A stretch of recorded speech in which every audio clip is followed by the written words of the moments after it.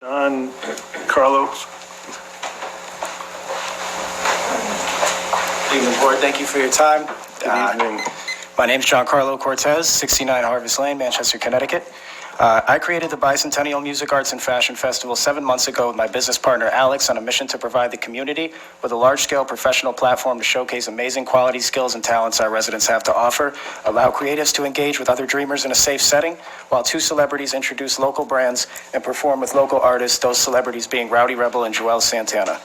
I inquired to 60 Billboard charting artists for this event, carefully weighing out options based on the town budget of $20K. We booked Joel's as he holds relevance in both the fashion and music world, priding himself on being a changed man who learned from his mistakes, encouraging others not to repeat them.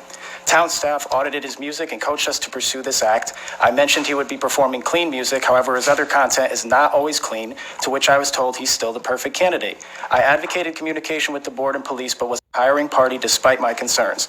After positive public response from Joel's, my partner and I suggested we invest another $15,000 of our own money to book Rowdy to reach a larger age demographic. The town encouraged us to do so. Upon receiving funds, these artists were booked as well as stage security and staff. 45 days in, we sold 400 tickets locally, 30 vendor slots with many more on the list to be reviewed, 85% of which being black. After blowing off 2 scheduled meetings, Chief Darby sent an officer who personally arrested me in 2018 for cannabis crimes, which resulted in my incarceration to talk about the event. The officer smiled and told me this event sounds great. Within an hour of returning to the chief with notes from our meeting, the event was canceled for being a threat to public safety. I went straight to Steve Stefano despite being told not to, foreseeing the ramifications this can cause to my business for soliciting others, then failing to keep my promise as well as me being responsible for wasting $20K in tax dollars. Steve met with me initially and pointed out Rowdy Rebel was, quote, too far gone. Despite his last arrest being 9 years prior, he felt he was too dangerous for the community, ignoring the fact residents with similar situations live here.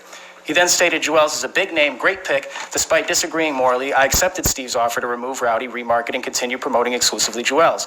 I asked Steve, is the entire board aware of this decision and okay with it? As we've seen, transparency has been an issue. As he claimed, the board had never been told prior, contrary to what my contracting partners told us. Steve reassured me the board was now in support and shook my hand.